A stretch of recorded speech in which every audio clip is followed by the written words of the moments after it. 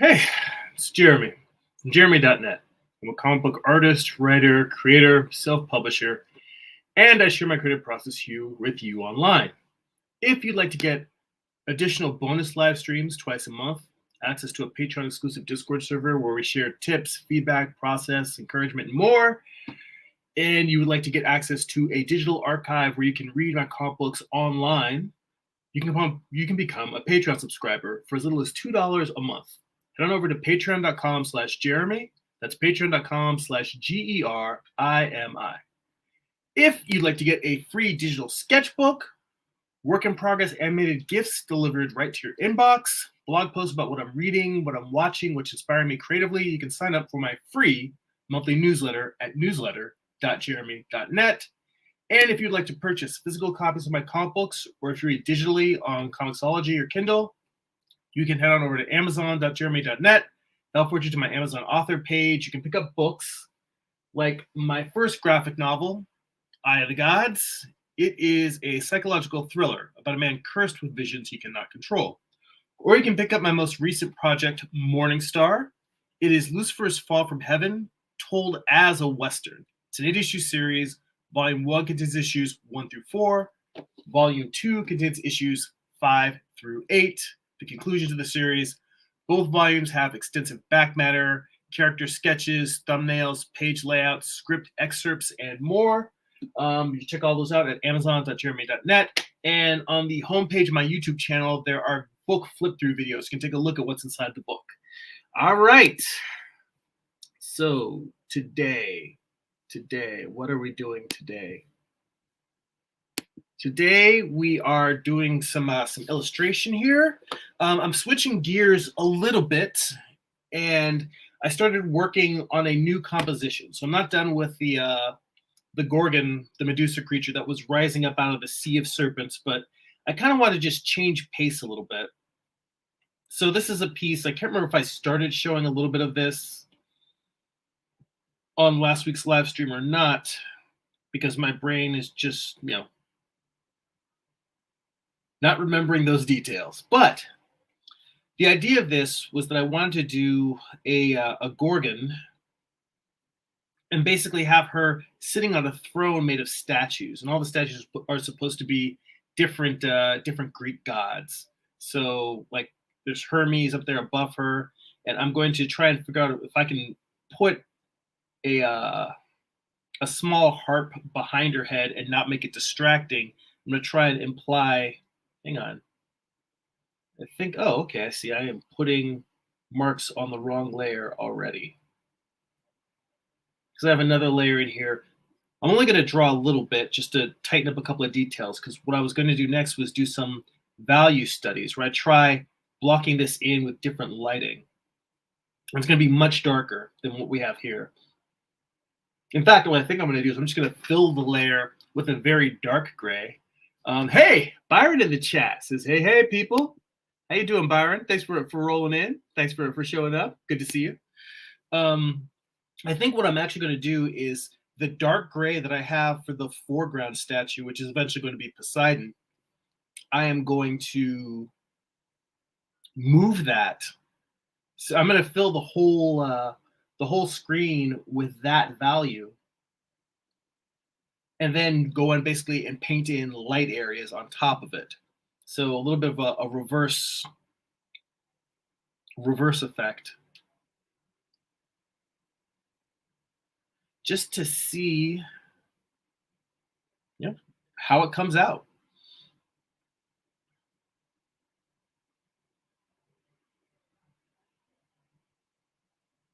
But yeah, I want to see if I can. I'm always happy when I discover I'm on the wrong layer very early, as opposed to like working for like a half hour and realizing I painted a bunch of crap that is now disorganized and not anywhere I wanted it to be. So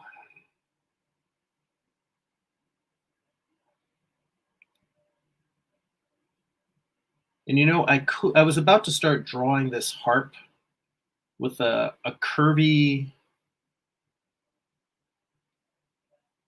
kind of like a curvy U shape at the bottom. And then I realized that that might be distracting just by virtue of the fact that there's all of these serpents. So what I'm going to do instead is make it very straight, but just have a curl at the end to kind of indicate that this is a ancient Greek instrument, but not necessarily have it get confused with the snakes, because that is one thing I found from doing all of these Gorgon pieces, is that it's already really easy to get really confused in terms of what's going on with all these serpents overlapping each other. So anything I can do to reduce the confusion, I should probably do. And in fact, I'm not even sure. This is one of those where I'm making a decision and I may end up going back on it. I'm still not 100% sure on whether I should even have this harp in the piece. But once I started doing things like putting the little wings on Hermes' helmet, and I decided I already put a helmet on this is eventually going to be Artemis over here, the woman with the spear. And as I started adding these different details, I thought, well, who do I want this god to be? And I was thinking, well, if it's Apollo, how do I want to convey his Apolloness, if that is a term that I could use, which isn't really a real term, but hey, I'm drawing a bunch of Greek mythology characters. Now's not the time to get caught up in realness. And I also realized as I started drawing it that I was drawing it a little bit too straight on. I want to give it a little bit of sense of depth. Let's see here. James is in the chat. Says it's always fun to draw. Some interesting characters.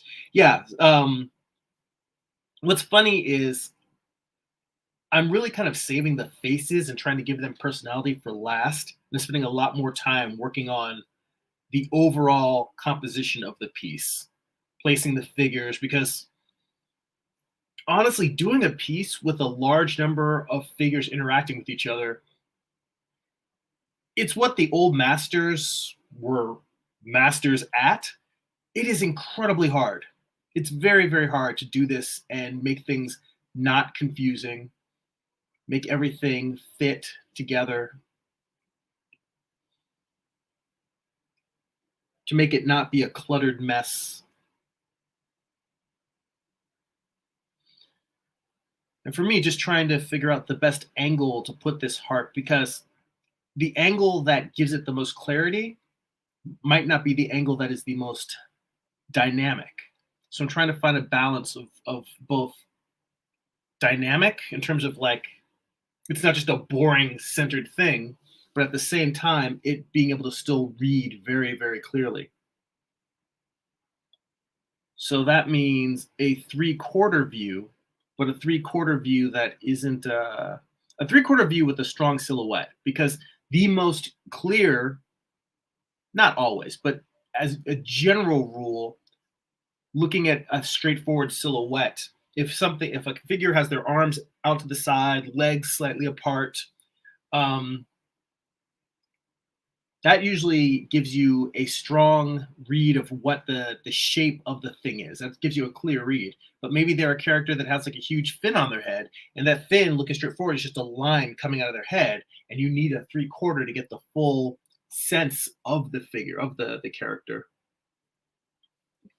See here, yeah. James says, I'm impressed with X-Men comic covers that have a crowd of characters. I mean, that's a challenge with almost all mainstream comics, is just those amazing covers where they've got, like, anytime it's a team book, whether it's the X-Men, the Avengers, the Justice League, all of those books where they've got like copious characters just pouring out.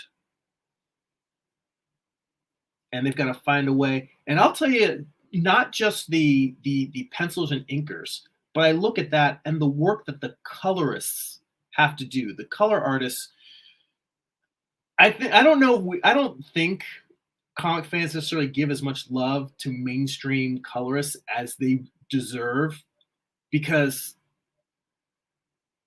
you've got all of these multicolored, brightly colored costumes, and they're all together in the same scene.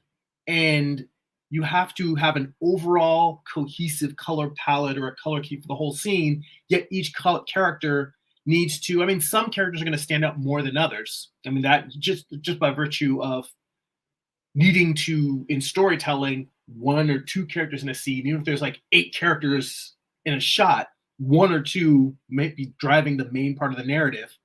So you have to figure out how to balance having them stand out, having other characters recede, but still making them recognizable, and balancing all of this with all of the different colors and characters' costumes. Um, Whether people consider comic book art high art or not, the illustrational balance, that tightrope that needs to be walked, is an incredibly challenging one. And the fact that colorists get the least amount of time of anyone in the comic book pipeline. You've got colorists churning out a book. If they're lucky, they get a week. A lot of times they're churning it out in a couple of days if they've got rush jobs. It's nuts, and they're doing these amazing books that look beautiful. um, so much love and much prop to the colorists of the industry.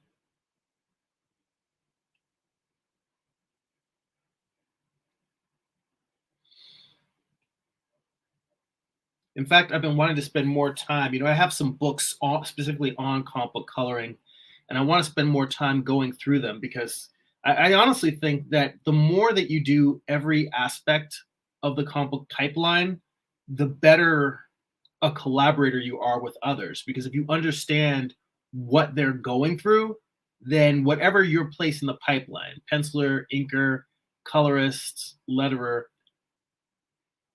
if you know what the other people need, then you're going to try and build your work to make their lives easier. At least you should. Um,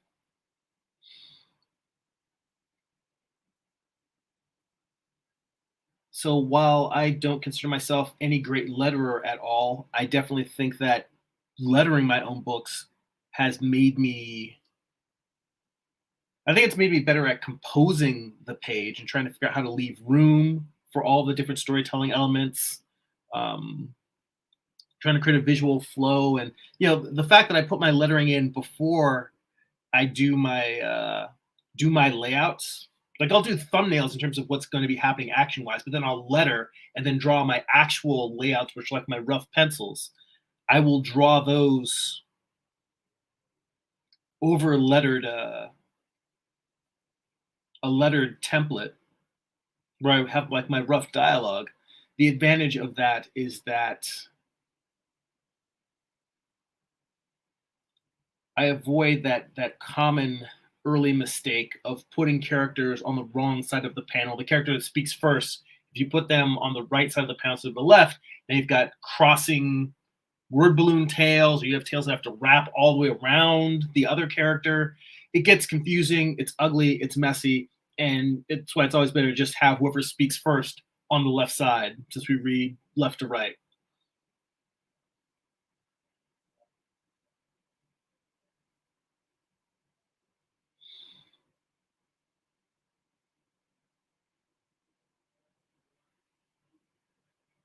So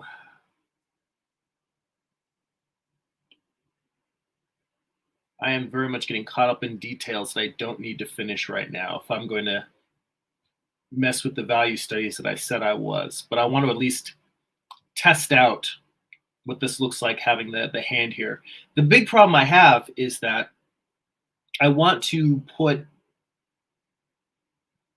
I want this to be Apollo's hand, hold one hand holding the harp, the other hand strumming it. It has to be behind Hermes, but it also has to be behind a bunch of snakes. And I could draw the snakes first, but then I'm going to end up putting the hand in a weird place just to keep it out of the way of the snake. So it's better to figure out, all right, where would these hands actually be, and then draw the snakes on top of them. And that will probably mean having to draw and erase more than a little bit.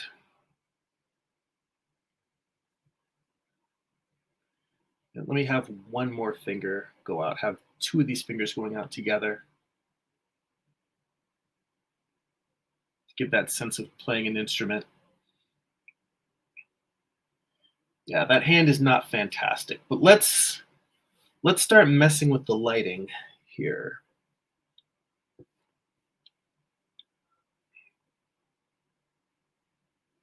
So what is up here in the upper left corner are a couple of thumbnails of just some lighting comps. And one is having almost everything in silhouette with a light sky behind them, and then rim lighting and a little bit of lighting going across the Gorgon's chest.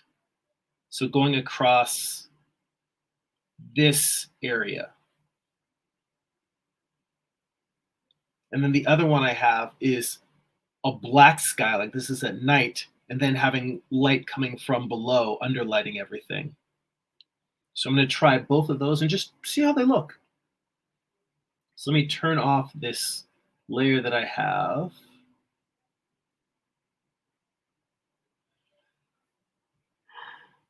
Pardon me. A little sleepy. I should name this layer line art so I know what it is. Well, actually, I'll call it sketch because there's going to be a cleaned up version of this later. I have a layer under here. What is this? I think that's the same thing, but I was trying to. Oh, that was me trying out one version where I had a character holding their head in their hands, and then I changed that character to have a hood. And I'm going to come back to the hooded figure. I think I like the hood. I just need to figure out how to get it to work. But at the moment, I don't need to delete that layer. I'll just leave it. But meanwhile, let's call this layer lighting.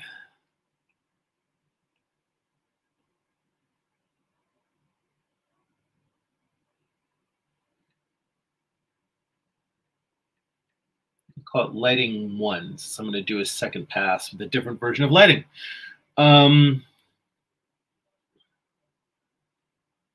Let's just pick a color that's a little bit lighter than the ink lines that I have. Let's see if this line is probably that one.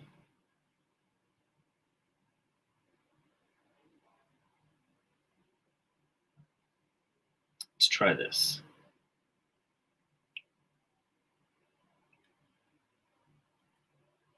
Pardon me, I think I have to sneeze. It's just waiting there. It's waiting to attack.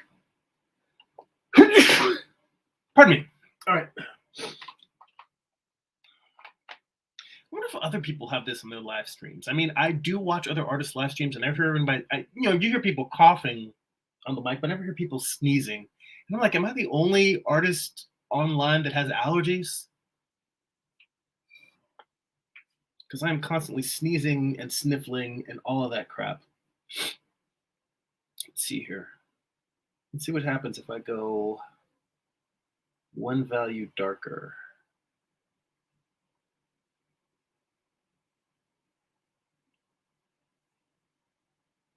Okay, so that's too dark.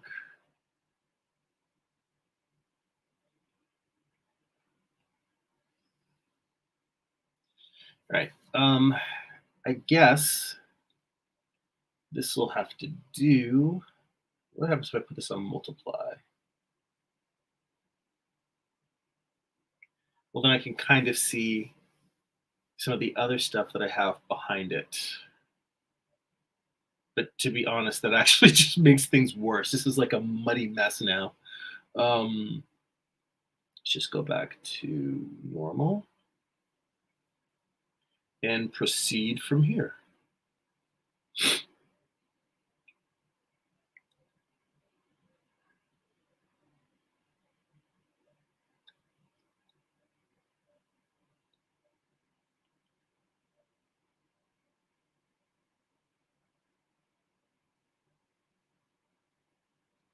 All right. I'm just looking at this sketch one more time, kind of taking it all in. All right. Pardon me. I have to blow my nose. Hey, my buddy Jesse says happy belated turkey time. Yeah, I need to give you a call just to catch up. I was thinking about you the other day. Happy belated turkey time to you as well. Virus is blessed. Thank you. Yeah, I gotta blow my nose. The allergies are still killing me.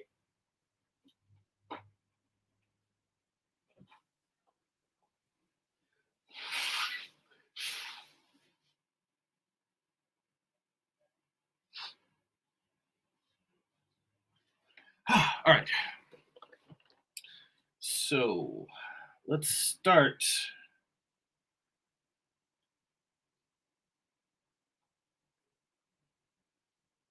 Let's start with. I think I'm actually going to want to have another layer on top and leave that dark gray layer as the, I don't know. I'm probably going to draw and erase into this quite a bit. So I feel like it might be more useful to just have that be separate.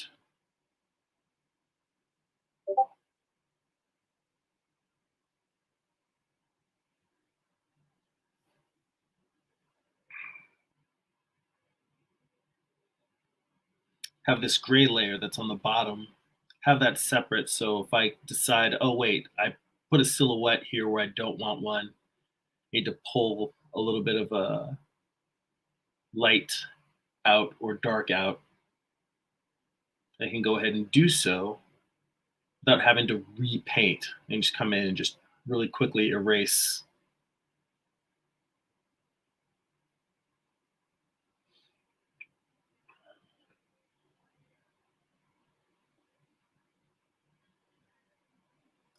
Let's see here.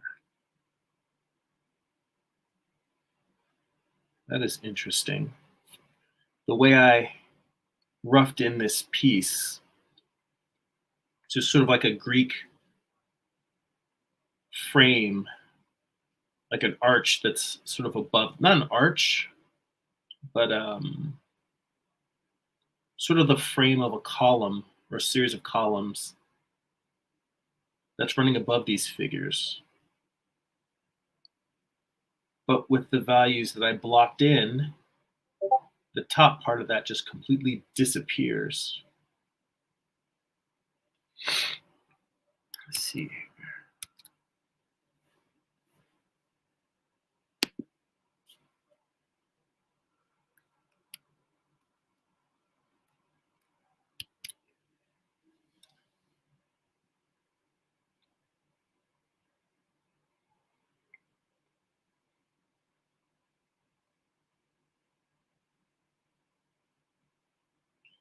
I'm gonna have to figure out what I want to do with Mars up here at the top because he's not wearing any armor, so I need to give him some armor. And I feel like he should have a helmet, but I already gave Athena a helmet. And normally it wouldn't be a problem to have two characters in a scene that, well, I mean, Mercury has a helmet, or Hermes has a helmet as well. But the fact that these two characters are right over each other, you've got Athena and Mars on the same side. I feel like I want to visually distinguish them a bit.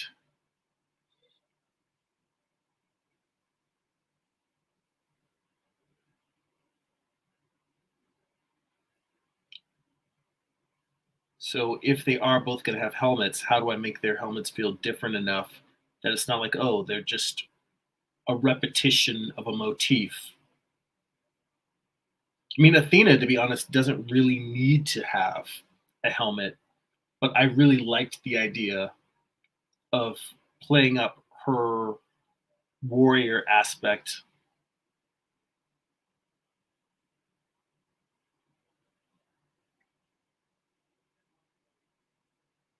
Let's see, this is a place right here where I'm looking at this and I'm like, what I should do is erase this and have it come back in. Like, actually, I'm looking at this. I had kind of a mountain behind.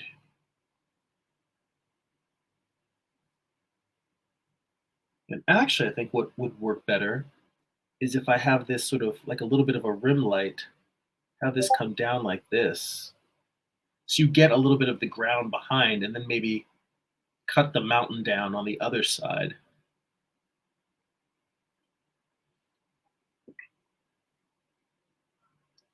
And then over here, have this come down and then up. The mountains go off to the side that way. And by the way, I'm going to go ahead and flip the canvas because this is actually the way I'm working on it right now is the reverse of the intended final composition. The little hotkey. This is actually the way with Poseidon on the right hand side. This is the way that the final piece is intended to be composed. But as opposed to artists who basically every few minutes flip just to check, what I'll do is I'll work for like an hour or two one way, and then I'll flip and work. Like basically, I end up usually maybe flipping once per session. Or whenever I'm worried that something might look wonky, that's when I'll flip. But I'm not flipping necessarily like every few minutes, the same way you would kind of tell yourself to save your file automatically.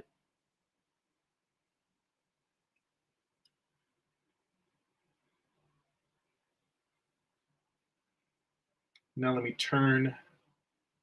You know what I should do is I should group these together and call this lighting one.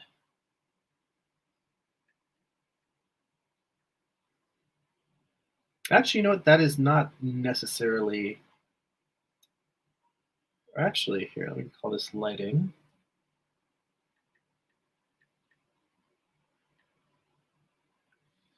This might seem really stupid and pointless to you guys, but I'm just sort of nuts about file management and trying to figure out what I'm looking at without having to scroll through and turn layers on and off. So I like to name things specific things. So at least in my mind, I understand what my file organization is, where I'm at. Byron says, I'm a constant flipper of the canvas. And you know what? I think that's actually a better way to work. I think it's probably a healthier habit to have. I mean, for as much as you guys have heard me, whining about flipping your pages and flipping your artwork to see mistakes, um, I mean, I think that it actually is healthier to just be flipping as you go. And for some reason, I've just fallen into the habit of draw, draw, draw, draw, draw, draw, flip, draw, draw, draw, draw, draw, and then just like, like I said, maybe once or twice an hour I'll flip as opposed to flipping the whole time. But still, better than not flipping at all. I'm going to change this to shadow, and I'm going to change this to lighting one because I'm going to use the same shadow value for the other lighting pass or lighting approach that I mentioned.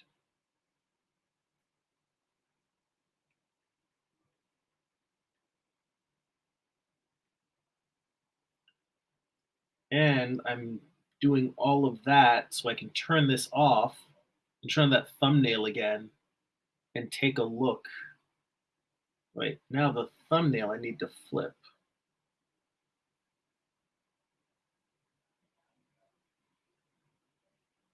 Or actually, I get no.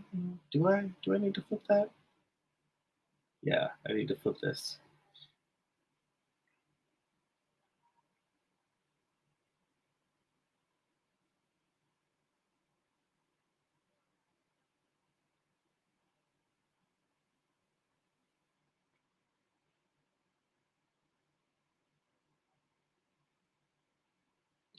then lock again just to keep myself from drawing on it. Pixel Frazetta. I like the transition, man. I like the transition. I get it. I feel it. Pixel Frazetta's in the chat. Says, damn, that artwork looks good. First off, I appreciate it, man. Thank you. You know, going to Pixel Frazetta, it feels like Pokemon, like it's the next step of your creative evolution. But yeah, so this one, okay, full disclosure, I've been taking a class, and I think I've mentioned it. I'm taking a class with Carl Ganas on composition. And the first couple of assignments that we did, I was drawing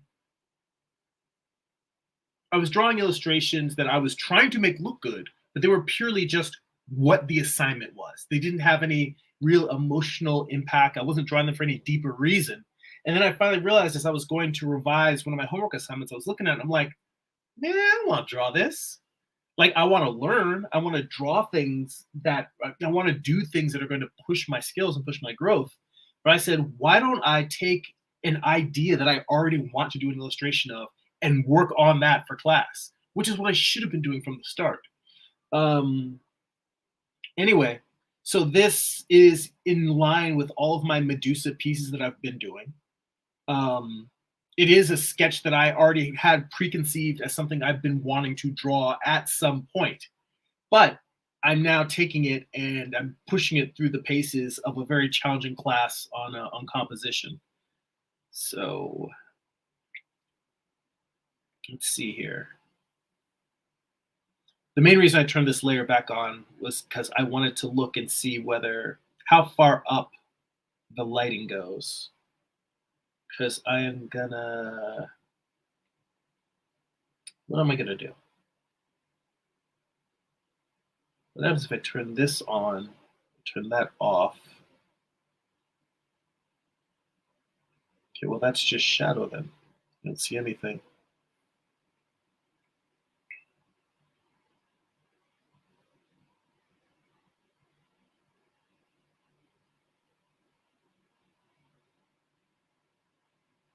What I'm trying to do is just figure out about where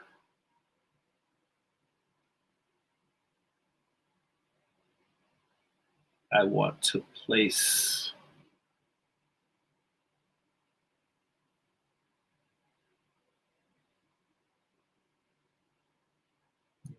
this layer. There we go.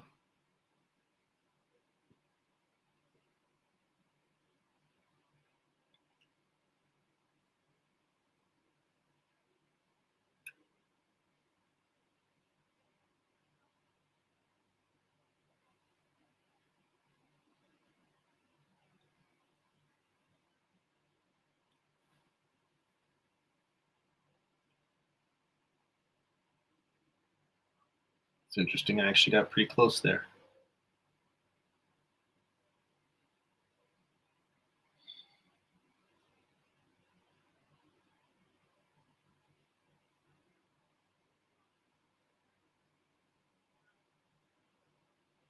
All right, so I guess what I'm doing here is just trying to get a sense, trying to improve this block in that I'm making.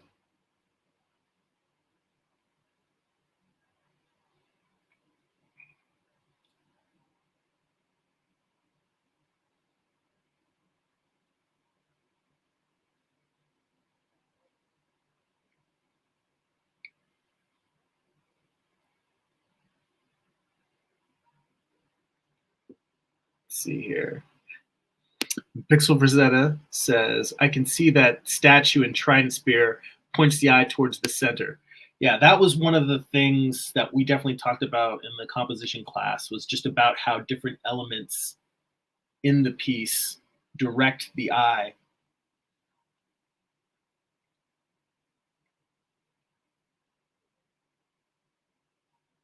And I thought that was kind of nice to have the Poseidon figure kind of going off of the screen in terms of his arm going off, but then you seeing that there's a spear coming back in. So it's like your mind is connecting the fact that his hand is off screen, holding that trident and pointing it back into the composition.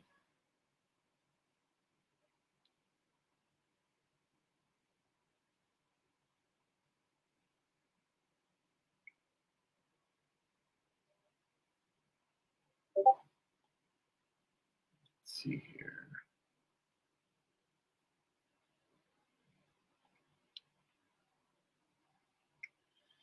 And the nice thing actually about working this way, where I've just got the whole thing, and I think this is why, a lot of painters work dark to light, is that I've got all of this dark background,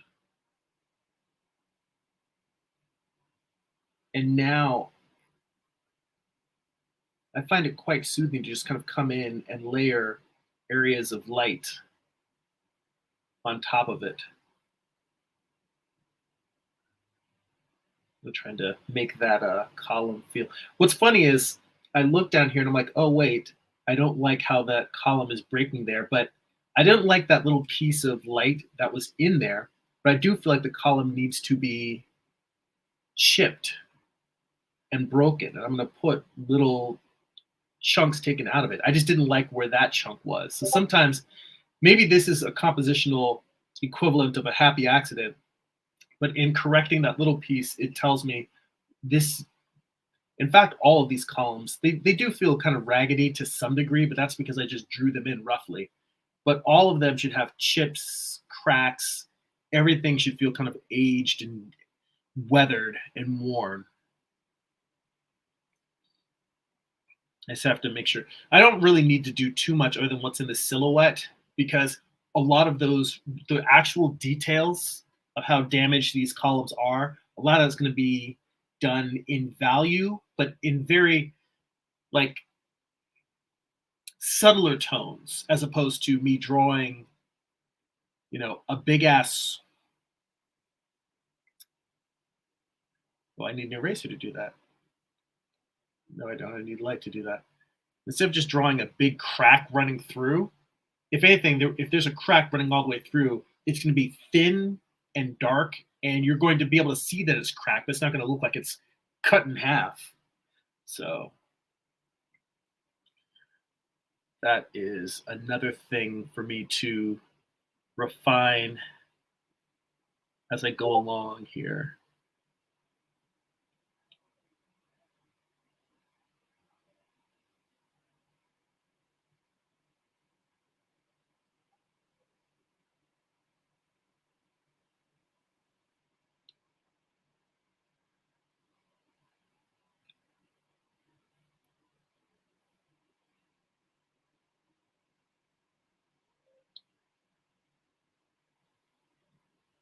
And I'll tell you, the perspective is wonky on this back corner here.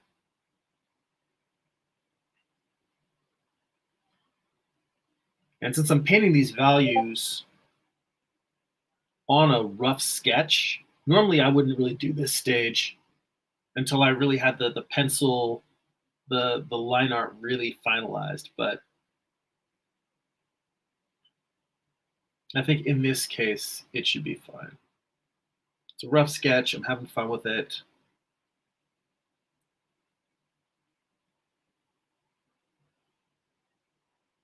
There is a layer here. There we go. That I actually want to go in and take out some of this.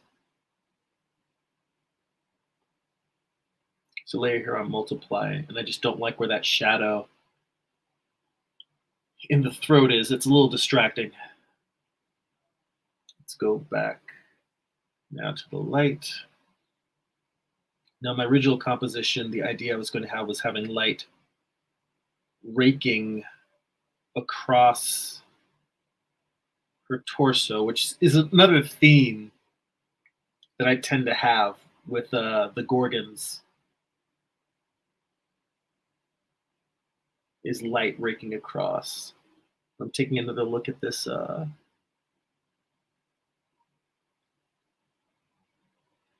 this little rough comp that I've got up there. This tiny little thumbnail is representing the lighting scheme that I'm working on right now.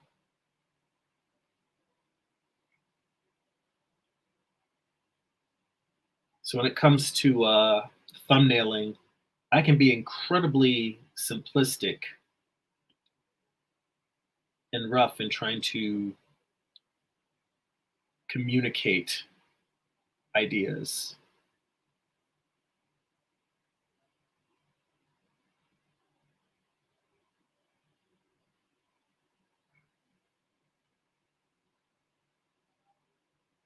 So I'm going to try and frame this as though light is raking across this whole region.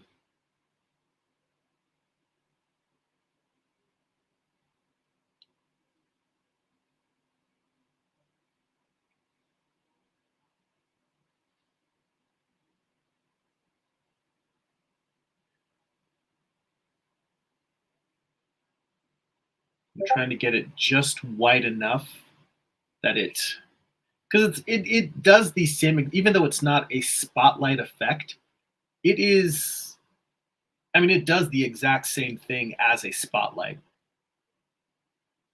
I mean, I guess it is a spotlight effect. I just said that it isn't, but even though it's being done by, in theory, there's something blocking a large amount of light and there's a crack in it, and that is allowing the light that we're seeing across her through. It has the same effect as a spotlight.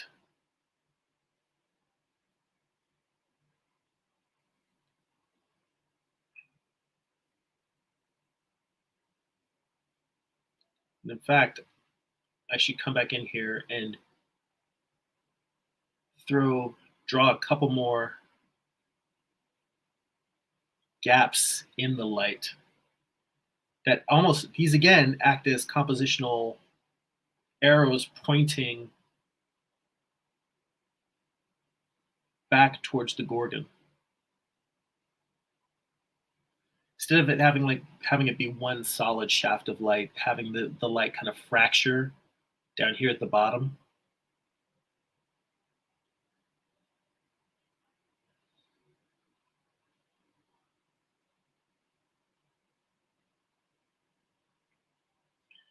And I do all of that and then come in here. Whoop, that brush is way too big. Let's come in here.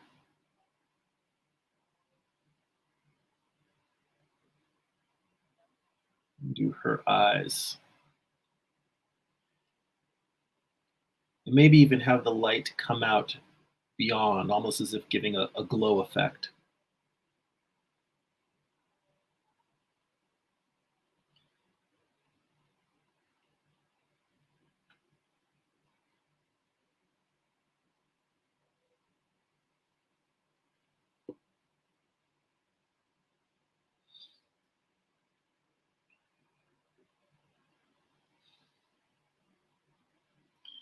Nope, in looking at that, somehow the glow isn't working for me, the light around the eye. I think because it's hard lined and maybe I have to do it with either a different value or just do it with a soft brush so it's an actual glow as opposed to a hard edge.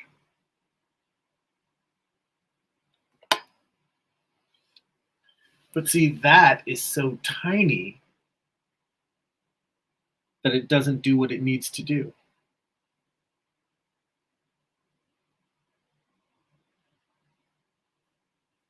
So that's a compositional challenge right there. I've got, if this piece were cropped differently, for instance, if it was this close, then those eyes would stand out. If we're looking at something where, it's not full figure. But when we're zoomed out like this, really, really wide, those glowing eyes, even if I went to pure white, because I'm using like a 20% gray right now, even if I did a pure white, they would just be tiny little dots. And what I need is for them to be significant enough that they really read at a distance. So I'm going to see what happens if I just go even bigger and fill up all of this with light.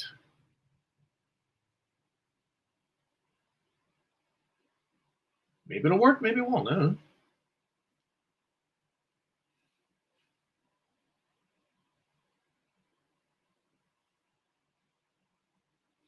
Let's see here. In the chat, Pixel Frazetta says, does anyone know how vector game artists create attack effects? That is a good question. And if anyone does do any game art, Please feel free to chime in and I will toss your reply on the screen. I sadly am ignorant in such things. I do have to imagine that it's probably similar to the way that animators do any type of special effects and lighting effects in animation. So what I'm going to do here is I'm going to try and find a few more places where I want that bright light.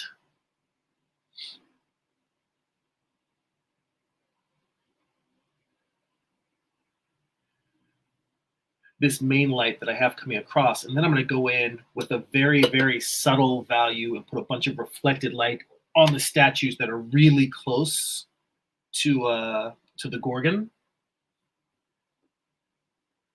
and hopefully we'll kind of make give them a little bit more vitality. Oh,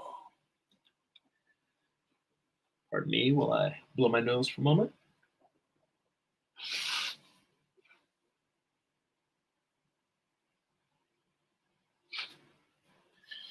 A little water.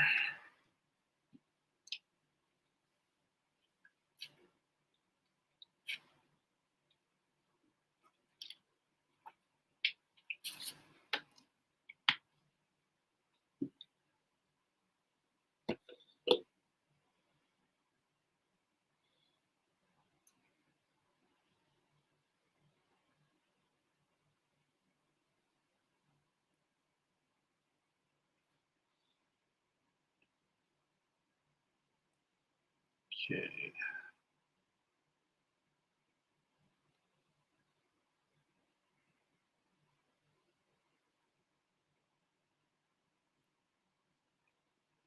I'll tell you that the hooded figure over on the right hand side, that's going to be a challenge because I'm trying to get all this light raking across, but I'm going to have to put her back. Actually, you know what? It's not really a challenge. It's just a matter of, okay, she's got light pouring over her, but let's just put all of this back in the shadows. Maybe she's got a little bit of light on her hand, and the rest is in darkness.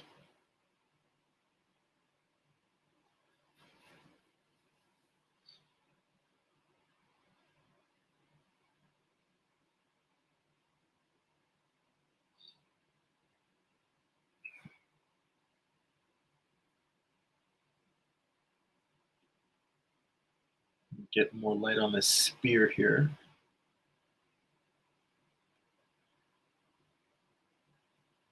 Because I like the way that thing just has. I mean, there is a little bit of a problem in that now the spear is kind of fighting with the light that's coming down here. It's fighting for attention, and I don't want it to fight for attention. On its own, the spear is a great compositional piece, but now with the light coming down here, you lose it a little bit. So that's something I'm gonna have to work on in terms of how do I want the spear to stand out. It could be that I've just done the exact opposite of what I need, and maybe the spear needs to be in shadow.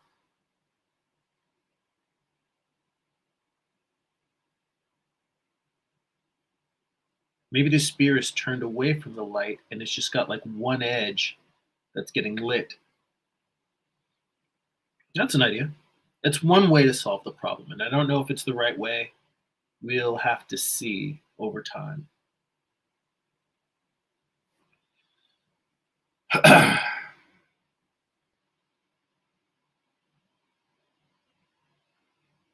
Let me turn all of this off.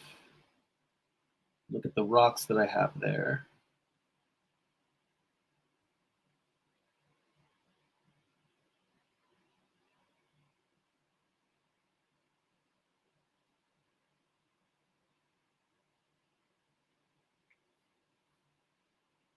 I'm just trying to decide how much light I want to put on top of these rocks.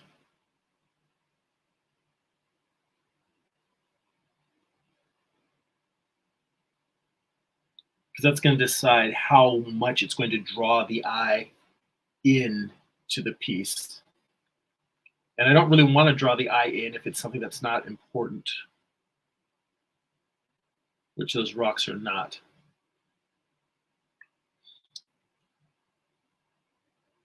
I guess what I'm trying to express is that the rocks are necessary.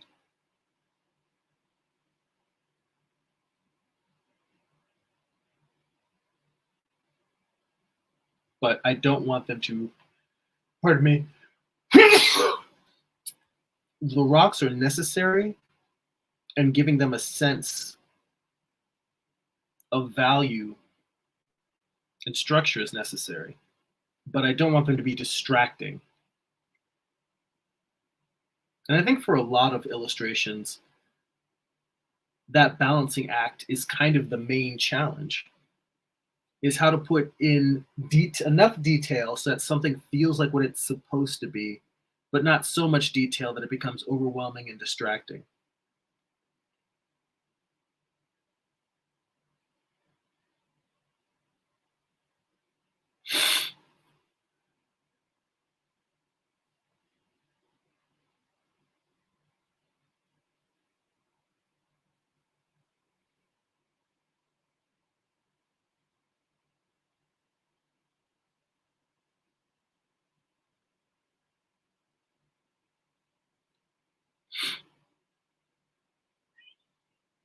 Like Khaleesi.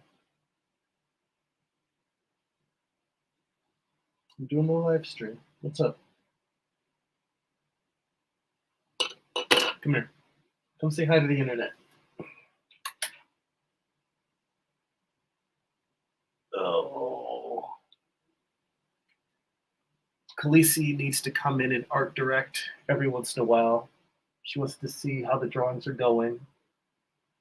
She is my biggest critic, one of my biggest supporters. I haven't posted one in a while because I haven't been doing a lot of traditional figure drawing, but I have like videos where photos where I've caught her. Like I'll lay out a bunch of my charcoal figure drawings on the floor because I'm like kind of deciding which ones I want to keep, which ones I want to get rid of and evaluate. And she'll just go and just lay on the drawings, just look at them. So I say she is the art director of the Jeremy art operations. 47 says chill with cat. Byron says kitty. Yes. 47 says I'm being a bit of a lurker today, but I hope you're good. I'm doing well. I hope that you had a great designer con. I saw the images that you were posting on the socials from the show, and it looked really cool. Your booth setup looked cool. I retweeted a couple of pics. I hope you had a great show over there. Oh, hang on. Let me get a cat condo for this one so I can put her down and keep working.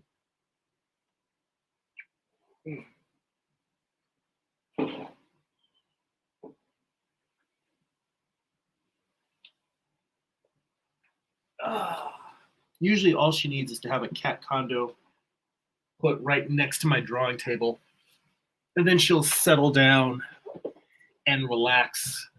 Nope, she just ran out of the office. She's like, screw you, you don't own me. Nobody puts Khaleesi in a corner.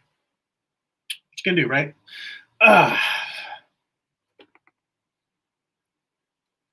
Yes, 47 says thanks. Met a lot of amazing people there. Yeah, I've been meaning to. I mean, obviously the pandemic put a crimp in a lot of conventioning, but I've been meaning to take a look at doing design. I mean, I haven't even attended Designer Con since it used to be in Pasadena, like I think the first year. But everyone I know who goes there says it's a great show. I really should be going. I haven't been spending as much time engaging in the artistic community on the convention circuit as I should be. But again, glad that you had a great show. Let's see. Time really flies. I can't believe that we're already at almost an hour I'll go a little bit long because I'm having fun with this and I feel like I haven't gotten anywhere near as much done as I should. That's guilting me into hanging out a little bit longer. But also, hey, it's fun hanging out with you guys. Um, a lot of the times when I go long on a live stream, it's because all I would be doing after I turned off the camera is continue to work on this anyway. So I might as well just stay on here with you guys. Um, we'll go for another. I mean, the hour is not up, but we'll go for another maybe 15, 20 minutes. Will I just try to finish this particular color comp or value comp rather? Mm.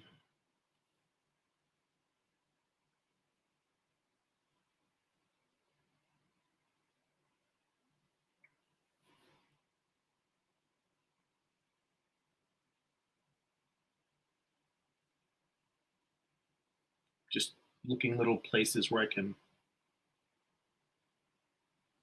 pick out areas to refine.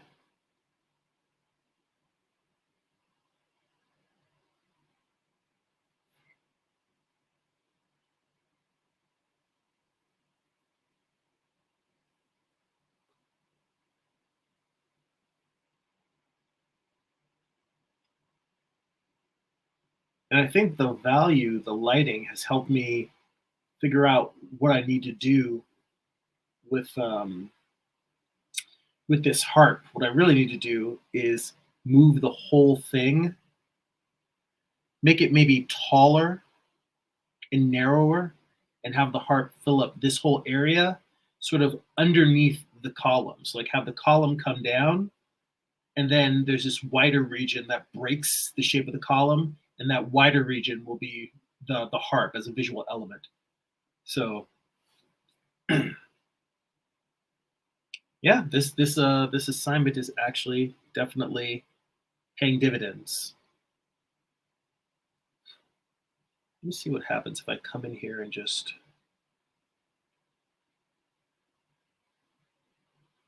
Does it just fill like that, or is there any? I just want to see if any of the underdrawing that's in here even shows up, and it doesn't.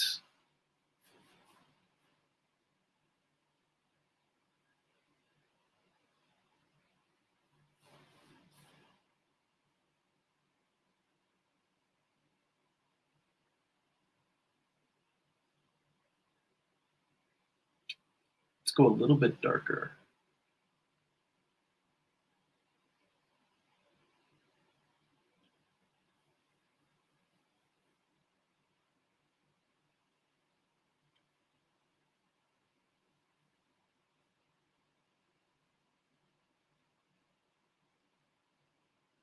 That. And now let me turn off the shadow layer for a second, and on the lighting layer, come in here and interestingly enough, see, this is what gets weird when you're working on all these different layers, and some are on highlight, and some are on overlay, and some are on multiply. Is that now I can see in this shadow area, I can see because I'm drawing something that's dark. But if I turn the shadow layer back on, it's lighter than what is underneath that layer. So it still shows up as light on the piece, but I can see what I'm doing here.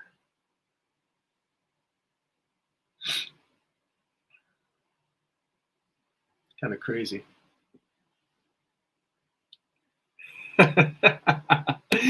Byron says another 15, 20 minutes. Can't wait for the Jeremy ramble for another half hour on top of that. You know what? It depends on whether you get me going. You know, someone asks asks a topic. I'm like, oh wait, and I go into an aside and start sketching out diagrams. Like, oh well, really, you should approach it this way and that way. It's like then yeah, you might get another hour on top of that.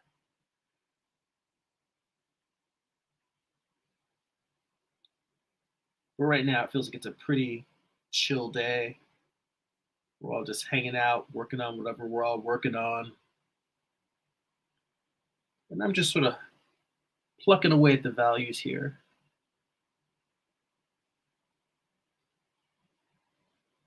And I really need to not get too caught up in these shapes that I'm putting in here. I'm just trying to make them not feel too repetitive. These rocks,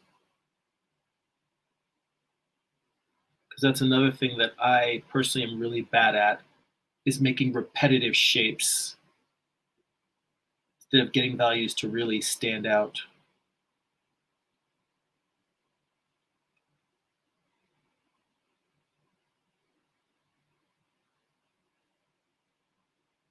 All right, I think that should be enough.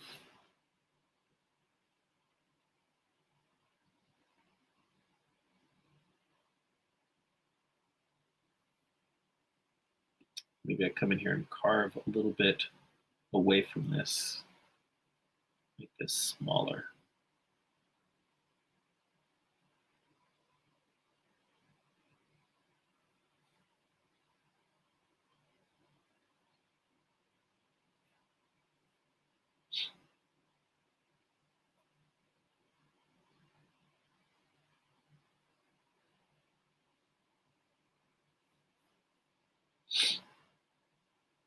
Unless maybe this should just wrap around here and just continue being part of that. Maybe.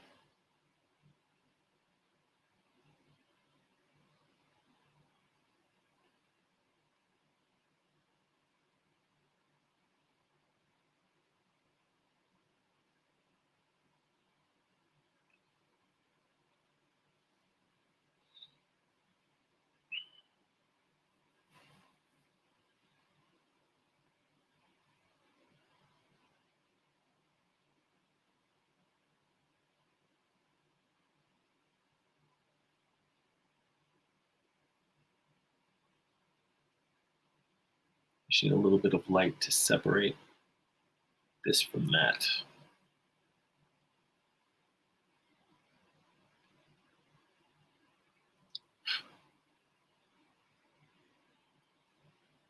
All right, I think that that is mostly good. And I just need to come in here with a little bit of reflected light.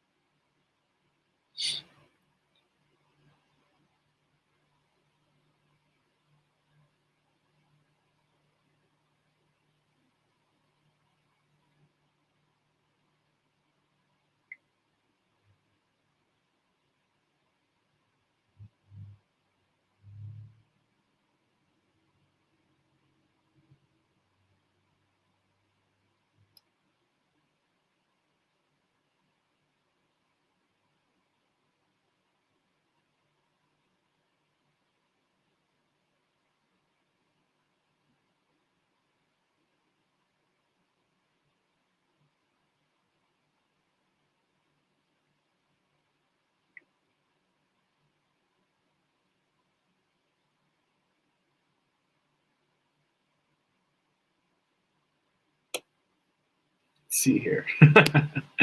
Byron says painting rocks and crag shapes can be oddly difficult um, on what kind of texture you wish to represent. Rocks are far more varied than one would initially think. I will tell you that normally, under most circumstances, it's too early for me to go this phase, but I've definitely gotten into the habit of when I'm doing that type of work, the same way that I had that little thumbnail for values up in the corner, I would just have a layer with some reference for whatever I'm trying to paint. Um, in fact, I think in the original, because at a certain point, I realized I was going to need more layers, so I just duplicated and dumped my reference layer.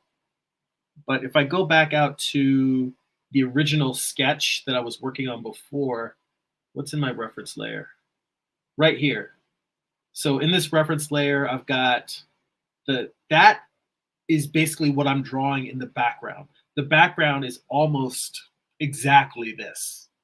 The pillars, I still need to adjust them and tweak them based on my composition. But I was going for this composition, the grassy hill in the background, um, the broken columns in the foreground. And then this was the reference for the steps at the front. So the angle is different, but I want to get a sense of that. Then I've also for her sitting on the statues. I grabbed a shot from the latest season of Westworld with Charlotte Hale, using humans as seats, and then a woman sitting on, I guess, her boyfriend at the subway. And then for the pose, Sharon Stone from Basic Instinct. So you just grab a little bit from here and there, just bits and pieces. But point being is that you're talking about rocks and stones, and normally when I'm drawing stuff like that, I'll try to have this image up on the screen, some sort of reference to look at as I go, just to kind of help ground me, to give me a sense of the thing. Like even if I'm not trying to do a photorealistic representation of those rocks, but I do want it to have a sense of something close to not realism, but authenticism. I don't know what the word I'm trying to find is, but to give it a sense that it doesn't break the logic of the world that it's in. So I don't know, authenticity would be the word, but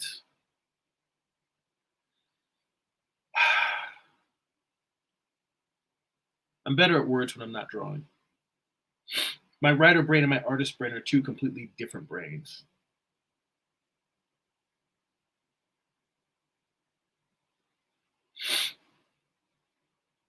And I haven't figured out how I'm going to make this work, but this other statue that's wrapping around and kind of creeping on her shoulder is going to be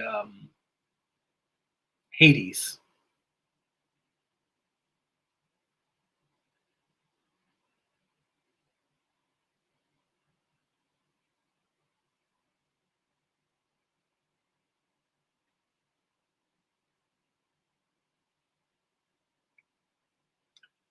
So maybe the creepy underlighting, I can really play that up.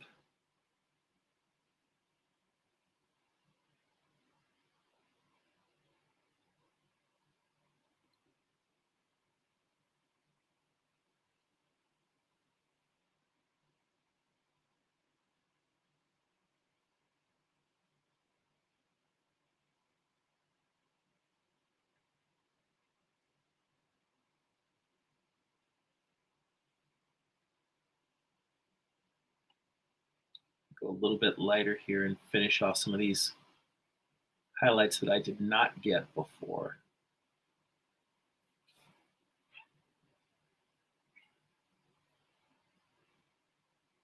Then go back to this.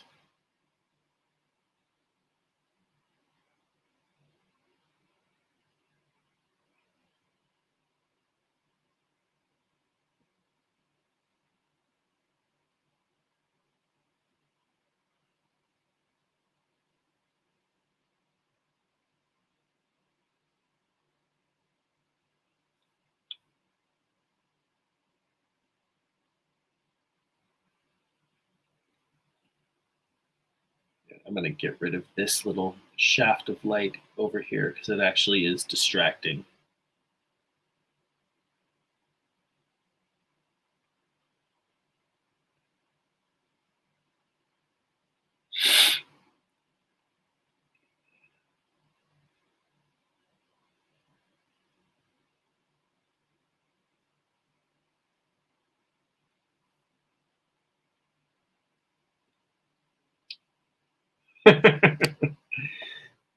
Byron says, that poor man.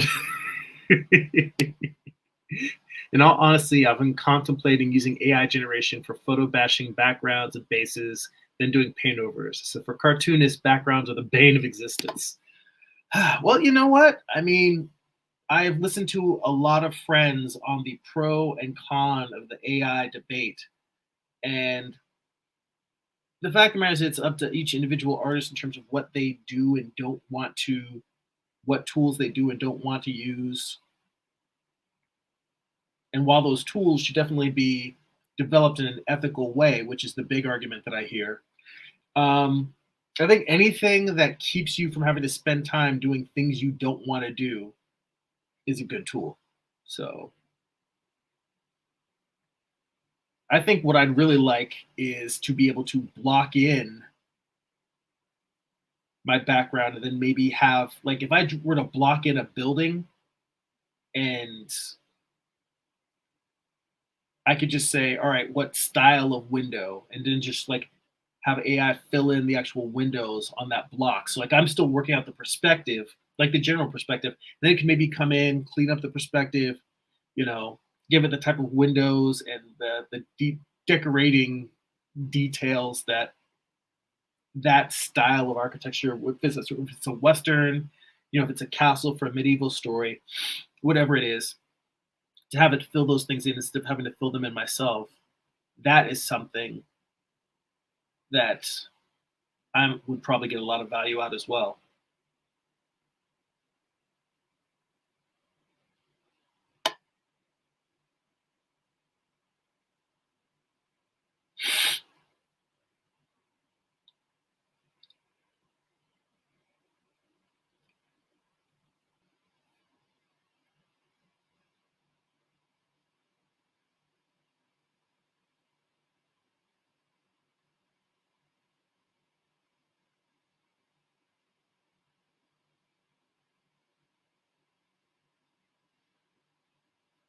Let's see here. Byron says, yeah, a block in with a tagging system of each blocks would be an amazing tool. Well, you know, I mean, Adobe was working on Adobe Max and they had that whole thing where they were like, look, you can just do your rough sketches and it'll draw the rest of the comic for you. I'm sure that somebody is working on that tool and I'm sure that it will arrive at some point. And I'm sure, like, with all this AI stuff, there will be a great deal of controversy and then it'll eventually find its place in the workflow. I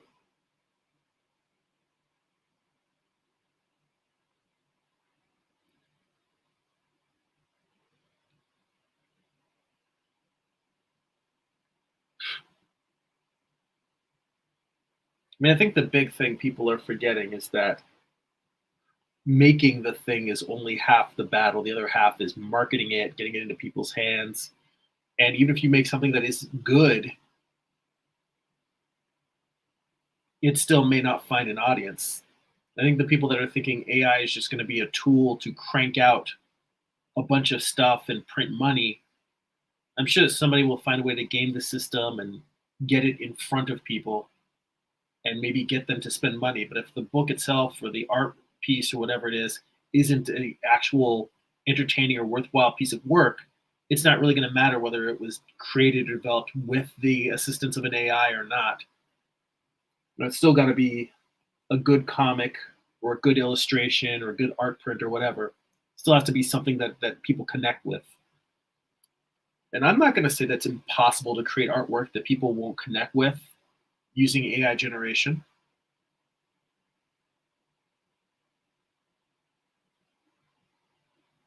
I think it's completely possible.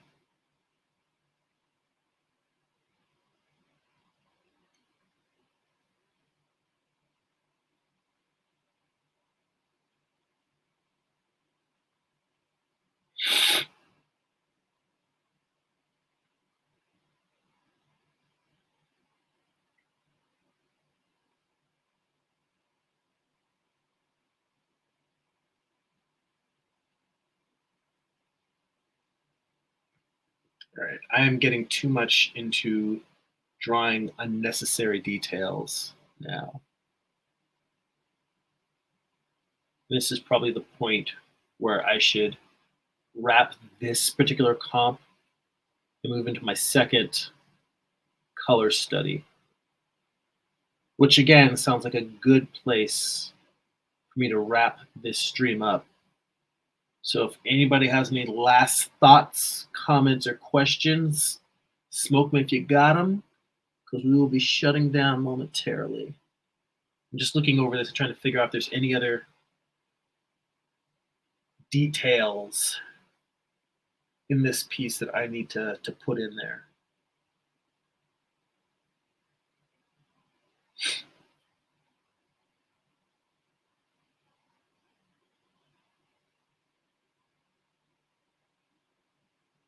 Let's see here.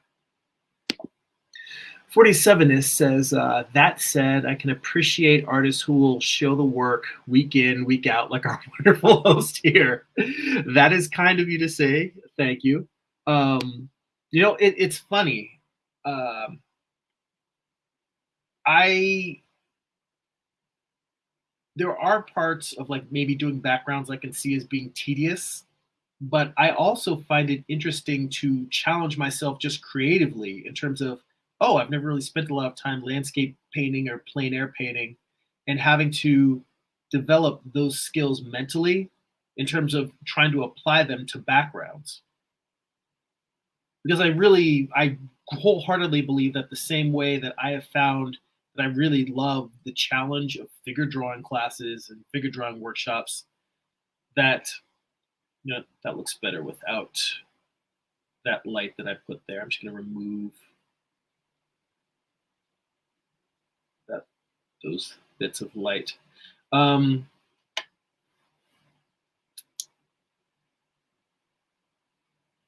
what was I going to say? Um, I think that having the challenge of drawing backgrounds by hand, drawing every little detail, drawing rocks, drawing buildings and environments, all of that, those are things that I would grow to love if I just had more time to just do plein air painting just for the sake of it. The same way I've really learned to love drawing the human figure for the sake of it. I think that backgrounds and environments would actually become a lot more pleasurable, to the point where I might find myself spending way more time drawing a background for a page than I should. I'm like, just move on. I'm like, but I'm having fun painting these leaves. It's like with me drawing snake scales, and I'm sitting there and you're watching a whole hour of me just painting snake scales. And it's like, this is what we're going to do. We're going to watch you paint snake scales for 6 months. It's like, it's relaxing. It is. It really just, it chills me out. It mellows me out. I don't know. I'm weirdo like that. All right. Byron says, in terms of creating work that people actually want, he says, not only that, but paying customers still want hand-drawn art. I've seen it happen several times when certain artists, when certain scam artists try to pass off AI generated art for commissions, then are hit with instant karma. Jesse says, take it easy, man. Fight the robots. Joking. Peace. Maybe not all of a joke. I mean, temper the robots. Use them well. Let's see. 47 it says, that was me with perspective, being able to appreciate the why this works aspect of it, even if I don't do the construction lines anymore. Well, I'll tell you, the big cheat that I have with Procreate and its built-in perspective tools, I actually love drawing perspective now because it makes it way easier. See here. Byron says, enjoyment most definitely can't be beat out. If you like doing something, then you should always do it creatively. Here, wholeheartedly agree. All right, guys. So I think I got a lot of interesting lighting here. If I go too much more, it's just going to be doing details for the sake of detail. But I'm pretty happy with how it's coming along. I still have another lighting comp to do. We'll see how that one goes. But for now, if you enjoy these live streams, if you'd like to get 2 bonus live streams, and not just the hour and a half ramble, but these are 2.5, 3-hour live streams where we dig into some of the best art books around. We do a series twice a month called Art Book Study Group. You can become a Patreon subscriber for as little as $2 a month. You head on over to patreon.com/Jeremy. That's patreon.com/GERIMI. You also get access to an online archive where you can read my comic books digitally. You get access to a Patreon exclusive Discord server where throughout the week, throughout the month, we share tips, feedback, process, encouragement, and just generally talk shop. So if you want more of this on a Discord server, head on over to patreon.com/Jeremy and sign up.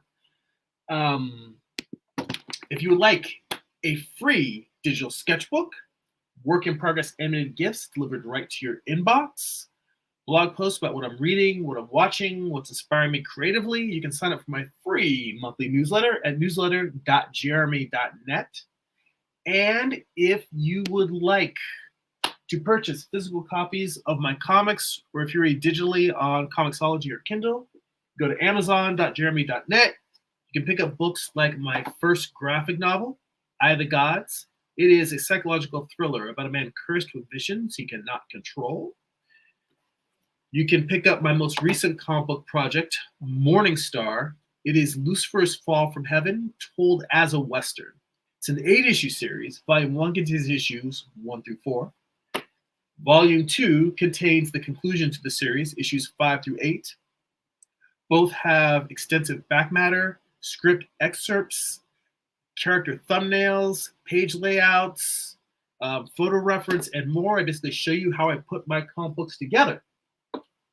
And if you go to the homepage of my YouTube channel, you can check out flip-through videos, see the insides of the books before you buy. You can check it out on there.